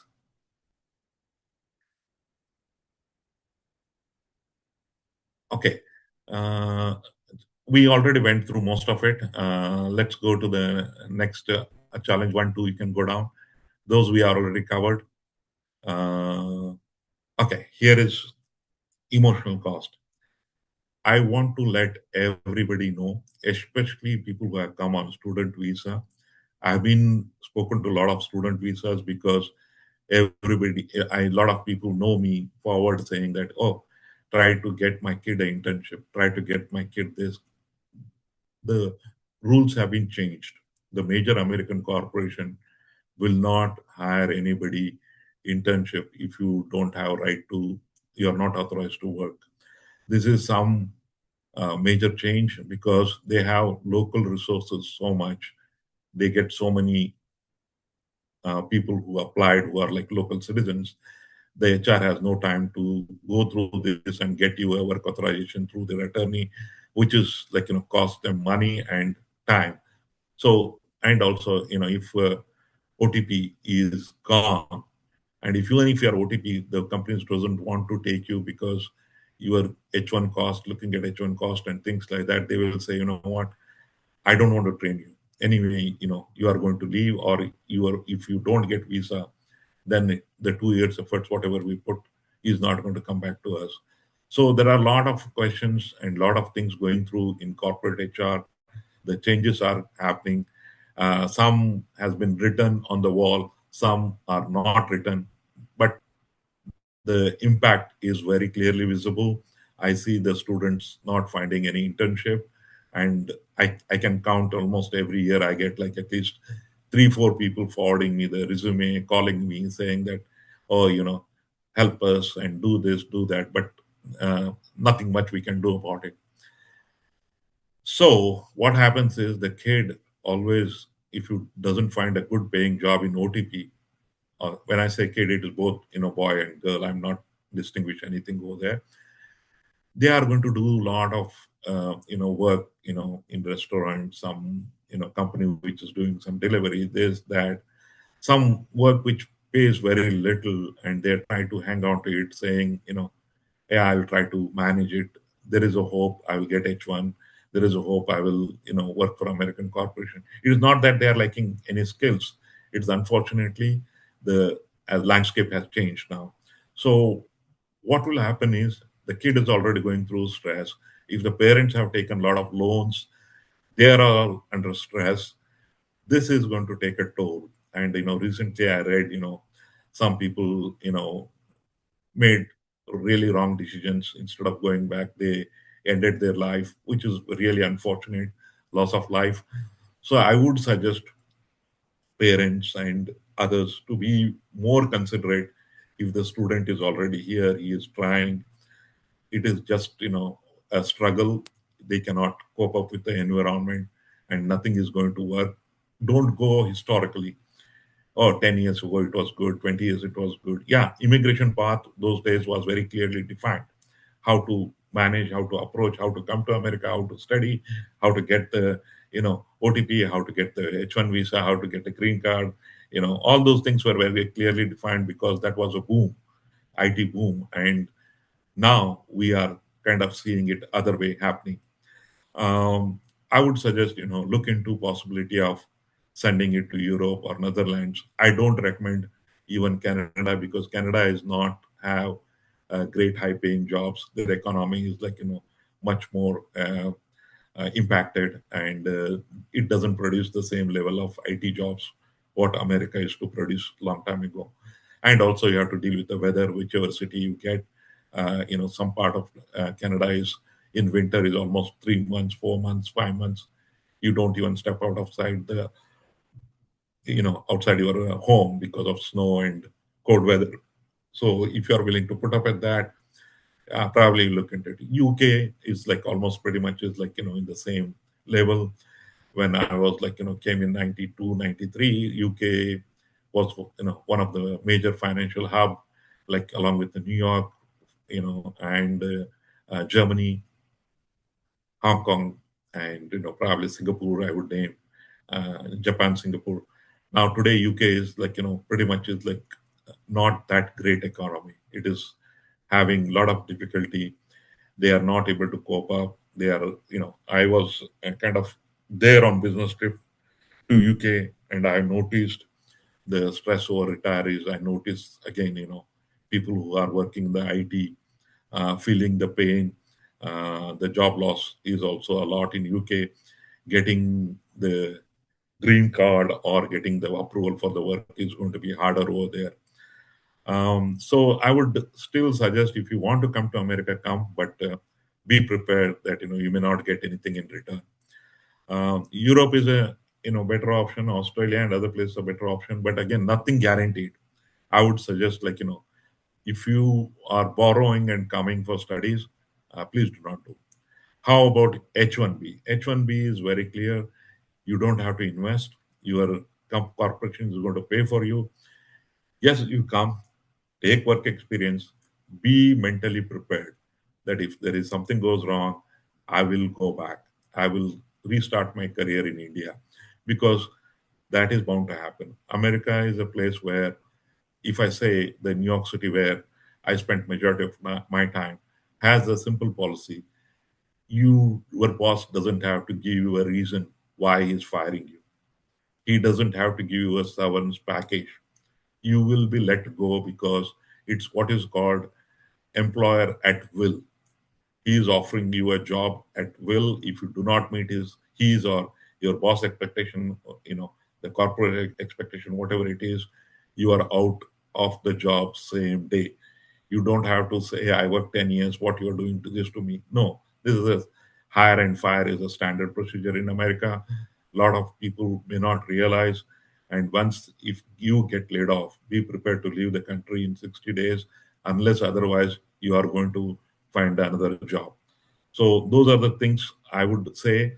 Even for people who are in H1, I want the family to be much more considerate back home.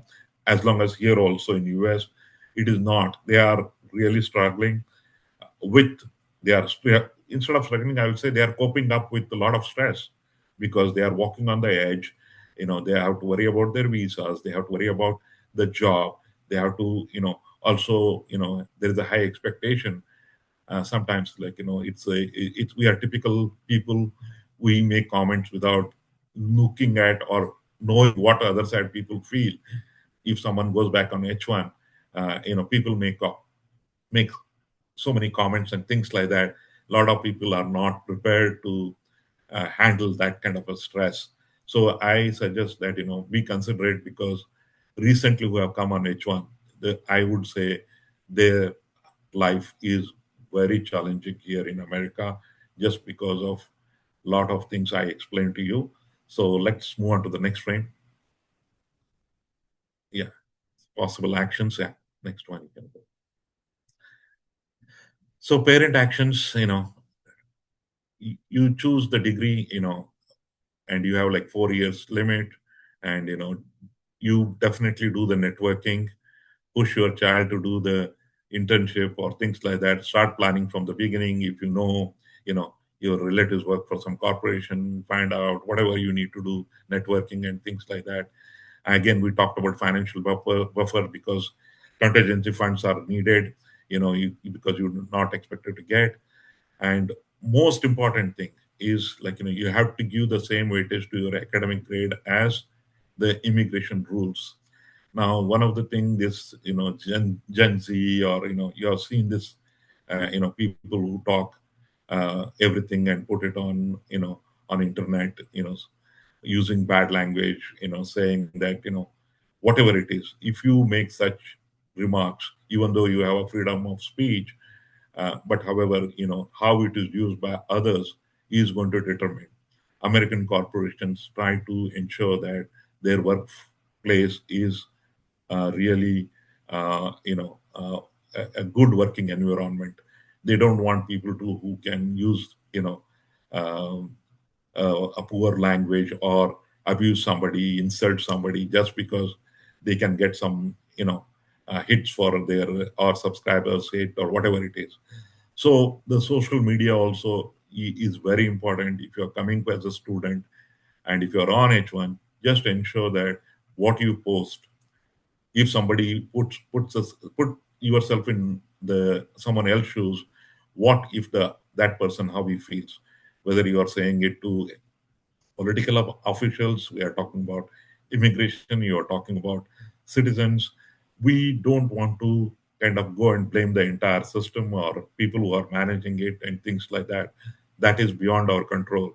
But your frustration, if you show it on social media, it is going to be really impact you. So that you have to keep in mind. Then next one, please. Even though I said a parental action, it is good for kids also. They should, ensure, we should educate them, make sure that they follow the thing.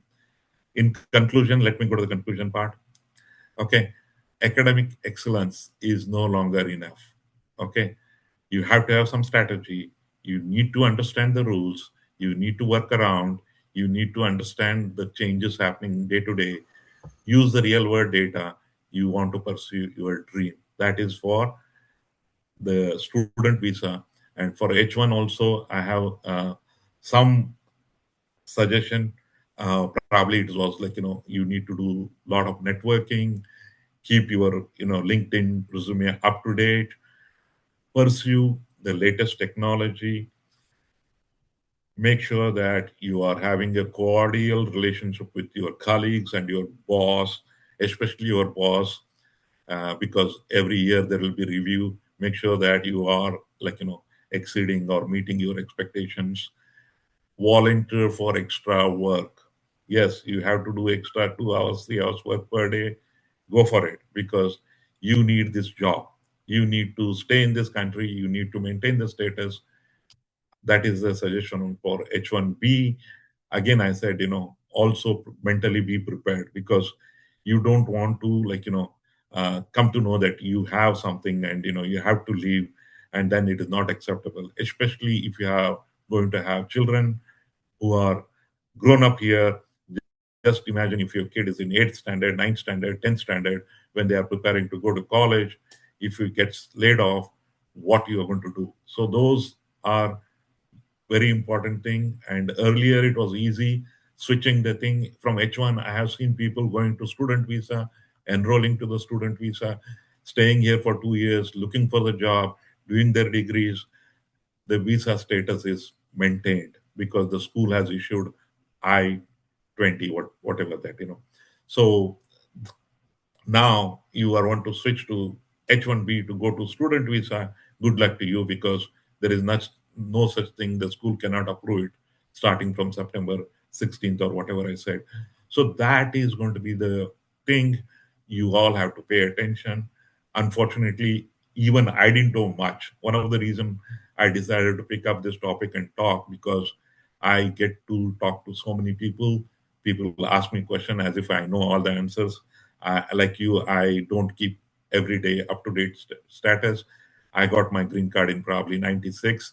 I have been not aware, what is going on, except that some people who work for me on H1, I was helping them to pursue their H1. So maybe up to 2015, 16, I was aware.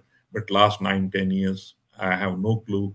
So I thought when Prakash Rajgoli spoke to me, I picked up this topic because not because I was an expert.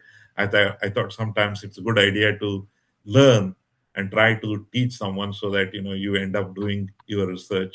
And of course, I'm thankful to Google AI for providing a lot of information, and also I'm thankful to you all for patient listening. And we can open up to the question answers, and I'm kind of ready to answer all your questions. So yeah, again, Yeah, thank you yeah, all for your attending. yeah, thank you. It was a very interesting and a lot of information you have shared, sir. I must, from all the members of UKSL Trust, I thank you. A big thanks to you that you have covered majority of the points. And I think here there are some points they have mentioned in the Okay, questions were not there. If anybody wants to, we can, in the interest of the time, we can take a couple of questions. Please, you raise your hand or we video so that we can ask. Okay, Baswaraj Nawal is the first one to go. Please. Yeah, good evening, Mr. Gangadhar. Really, you Yeah. have given a very wonderful, detailed information about the challenges. Yeah. Okay. Basically, I am an engineer, but non-technical engineer. I have been spent my whole life in sales and marketing, finance, and commercials. Okay. Now, looking at your presentation, everything is coming back to money only. Yes. Okay. So now my Yes. question is, so now we learnt about the challenges. Hello, am I audible? Yeah. Yeah. You are Yeah, audible. yeah. So now we are understood about the challenges of USA. So you in between you mentioned that the better option is Europe or Australia or a Middle East. Okay. So can you throw some light on that so that we can change our thinking in that direction? Okay. I would say this. Okay. If you, I would say, don't come to the Western world. Can you hear me? I think it stopped now. Your internet working, it stopped, or am I audible, right? Yeah, yeah, you are, Prakash? sir. You are, sir. Yeah. Yeah. Okay. Okay. So here's the thing. When I say as an alternative, because I see it like, Germany is looking for some skilled workers. Europe, some parts of Europe are looking. And also, like, when I say Australia, it doesn't mean that Australia is better, because already a lot of Indians go to Australia also. As a alternate, I was suggesting, because at least there is some hope that you don't, once you complete your studies, you can delay or stay there and try to pursue. There are better chances compared to, I'm just talking about risk management. I'm talking about the chances you have is better. Okay.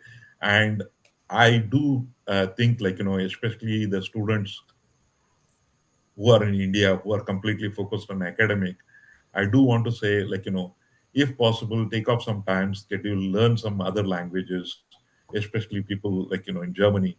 One of the work requirement for their visa and things like that, if you Google it on, NDTV or something, you will see it. If you have some knowledge of German language, that will help you also. It's work visa or student visa and things like that. People are going to different places, trying out different, but the success rate is little bit better in other places. If you can afford only, okay, go for abroad studies. Abroad study is almost ruled out. When it comes to work visa, yeah, if you're working in Bangalore and you can go and do some extra language learning and trying to do something else, which is going to help you or boost your this one. Stay on top of your this one and try to go in H1, because over here you don't need an investment. Your investment is you can control, and you will say, I have this skill. And those of you who say, hey, what you're talking. I, in 19, I would say, like, when I turned 60, I learned the enterprise data lake and big data. It's like so much resource available, YouTube and things like that. It is not a big deal. And I was able to switch my job. And again, I kind of got certification in Google Cloud and Microsoft Azure. It is not hard. Just you need a determination. You want to do it, and you go ahead and do it. The things may not give you, but again, the investment is very little. You are doing it on using internet. There are a lot of web-based tools are available for you to study. You can Google it. You will find numerable. So many people have presented, and it is, they are not hard. Especially if you have a foundation in computer science, you should be able to follow up. So that is my suggestion, just because it is little risky. Otherwise, I would recommend today. My suggestion is, if you are wealthy and you want to go and study abroad, you want to come back, fine. If you are going abroad for trying to settle, trying to earn money, you want to have a rate of return. Everywhere the chances are going down. The chances are going down, in the sense the probability of getting your investment back is going to be harder, because number of corporation, number of jobs, number of things are pretty much like, more or less. When a lot of companies expand, there are companies which shrink also. The workforce management and other things are not easy. Skill management is also not easy. So you you need to focus, like, if you are studying in India, don't be feeling that you have to study and become H1 or something. You can do pick up work in India, see what is going on, what are the industry things, and you can definitely accomplish your task. Either whether it's a short term you come, long term you come, you can go abroad and you can do it. Yeah. Thank you, sir. We can take one Sir, more question. sir, 1 minute, 1 minute, 1 minute. Really, you are boosted my morale. During my Corona time, my both kids learnt a wonderful German language. So it has given me a great boost now. Thank you very Yeah. much for addressing Oh, my welcome, query. welcome. Okay, welcome. Thank you. Yeah, thank you. In the interest of time, we can take one more question. Anybody can ask the question, or else, because we are, it's a very good session, a detailed, knowledgeable session. So, I because have a question, Gangadhar. Thank you. This Yeah. is Raghavendra. Okay. Actually, you Yes, highlighted Raghavendra. more about the student visa and H1, B1 kind of things. Just I was wondering, this green card, EB1 green card, if they lose the Mm, job, one of my mm, relatives is holding that EB1 green card. mhm, He was working as a researcher in one of the medical mhm, universities. Now he's looking for another job. Okay, in the meantime, he married also. His spouse is still in India, and what are the chances of they getting his spouse getting the dependent visa? Okay. How is If this? he has already has a green card, okay. Okay, okay, Uh, to be honest with you, there is some backlog with that also. I'm not up to date with that, but typically what happens is usually this is the process. Once you have a green card, it takes another 5 years to get the citizenship because I went through that. Okay, so once you are a citizen, then your spouse can come abroad and settle down with him. If he has lost a job, doesn't matter as long as he has a green card. He already has a green card, I'm assuming, based on your discussion. So if he has a green card, he can continue to stay in US, look for the job. Uh, However, if he has filed a petition for migration for his wife or spouse, you have to go through the visa lottery number, whatever they have. As I mentioned, the 7 years, there are two sets of visa numbers are available. One for the employment based, the other one is for the family based. And when I talked about cap, the cap has been put in because there were a lot of people coming from Europe. They were coming through family visas, and there was no control on that. And of course, there were people coming from H1 also. So out of whatever family visas available over there, also they have cap, and overall, you cannot have more than 20,000 visas available to any country. So whether you talk about family visas or you talk about H1B visas, so our H1B is again 6,800. So remaining 1,200 are available for the other visas for the family based, which are not in scope with this. So I would say the consult the lawyer or look up in the right. immigration site. You will get the additional detail. But once he becomes citizen, he has much more the chances of joining is much higher. But however, if you got recently, then you have to wait for become a citizen like 5 years time. It's going to be the day you become green card holder, it takes 5 years. Okay, okay. Thank you. It was Thank you. quite Thank you. wonderful session actually. Okay, Uh, thank you. it's an eye opener for many people because I'm also working for the large IT company. I speak to Mhm. multiple people every day, day in and day out, who are who are actually looking for H1B1 visas. So I can understand the current situation in US and the kind of anxiety they are going through. Thank you so Yeah, much. yeah, yeah, definitely. Welcome anytime. There one last input, not a Mm, question. mm, Very mm, rich and informative session. Although it is mm, talking just about education in US, it's bringing out a lot of other risks and responsibilities that we have to carry mhm, from now. Be mhm, it funding, be it even marriage decisions, be it where you mhm, want to stay, which country you want to stay. I think it's mhm. a really eye-opener session. Thank you so much, sir. Okay. Yeah, sure. I just want to conclude saying, look, when I was in India, there was a lot of issues finding a job. Okay. It doesn't matter. There are a lot of only the sources were government jobs. And with all the things we have with, hiring and all this, people influence this, that, paying, bribe, everything. I don't want to talk about all those things. I just want to say today India is completely different. You need to make sure that you raise a kid in such a way they should not think India is not a good place to work. India is a really good place to work. We have to cultivate that and also ask the kid to think outside box. If they can do something other than that, please encourage them. We don't want everybody to get an engineering degree and look for a job. you know you can become a job creator. The current government policies are far more better. They want to retain the talent. You see India's achievement in last several years are really great, whether landing in the moon or whether doing a lot of technological research and things like that. We are getting ahead, and probably you might have heard our economy being like fourth largest or something. Just because rupee dropped, now we have become again sixth largest or something. So I think there is nothing wrong with it. with instead of having and living with all this tension and the stress. Yeah, you can be happy in India as long as you plan it and you work towards it. Yeah, it's just your happiness counts a lot.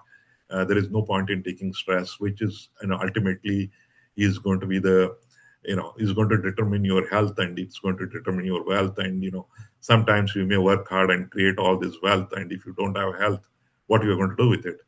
So a lot of things you need to look into it. But my suggestion is, first thing, don't do anything with the leverage. Once you do anything with the leverage, you are going to, the moment your salary is split into so many things and you are living day to day, that is where the trouble starts. So make sure that you, nam Kannada saying, haske iddastu kaalu chachu, stick to that. Even try to save some space, so that you save something, and invest in yourself, and you will be fine. There is no, I don't see, I don't want to be pessimistic, but I am very optimistic. Even this H1 visa, one of the example I'll give you to conclude. In 93, 94, there was a Chinese uprising. At that time, Clinton administration issued millions of visas to all Chinese students, because they thought when they go back to China, they will be prosecuted. So every one of them got a green card. And I know my friends also got the green card. Today, like US economy heavily depends on this H1B workers. They own the home, they are living there for last 10, 15 years. Lot of impact will happen if all of them have to go back. So we have to look at that angle also, how American economy shapes up, how things are going to happen. This is very fluid situation. Today what I'm talking is as of now. 3 years from today, 4 years from today, it could be different. And the other point, when some new technology comes, there is always job loss. But subsequently, see, when every company start adopting, the hiring starts again. So you don't have to, like, when we went from, bullet car to autos to cars to rails to planes. So every industry which came through, like, some or the other people complained, you know, auto rickshaw when came, the guy who was running like, I used to see the kids coming to school in a tanga, what we call, like, horse and the horse ride. So everything changes in life. There is nothing. Be prepared to adopt, accept, and be, ready to adopt the change. If you are not ready, then you will not survive. Yes, a good Those are my conclusion. conclusion Yes, word. yes, Yep. sir. And I want to thank you all, the two pillars, especially Arun and Prakash. I will do, maybe since I have retired now, I'll do something about, some other topic which is going to be of interest to everybody. Maybe something related to finance or investments, something like that. I will talk. I'm not going to give you the hint what to do, invest and things like that, but how to do it. That's what I'm going to talk about it. Maybe in 3 6 months down the line, when I have time and I prepare something, I will definitely will meet again. And I enjoy talking with you all, and thank you again for the opportunity. And I want to thank everybody who attended, being patient and listen to me. This is like, I know Saturday evening you are sparing for me. That is like, really with a lot of respect. And people who attended from UK and US, I want to thank you too. You are taking out, like, your weekend, precious time. Thanks again, all of you. A big thank you from all the people who attended, and from the team UKSL, the entire UKSL Trust. You have spent your valuable around almost 2 hours time with us and explained the pros and cons about the US dreams and all. You have given both the options, two sides of the coin. You already mentioned. Thank you very much for that, and definitely our people will who have attended, they will take a benefit of these points, Okay. and they will take a that consider while either going for abroad study or work and other things. They will definitely take it. A very big thank you once again, sir. It was a very wonderful Thank session, you. and it was a lot of people have attended, and it was very good session, sir. Thank you very much. Okay. Thank you. And Thank you, Prakash. yeah, and next week it's the Shravana month will be starting. The advance Shravana wishes to all the people who are attending here. And next week is being India's Independence Day, 15th August. There will be no webinar sessions. Okay. Thank you all. Thank you all for attending it. Okay. Thanks again. Very good, Bye. sir. Thank you. Thank Bye. you all. Thank you. Thank you. Thank you. Very good. Thank you, Gangadhar sir. Thank you. Okay, sir.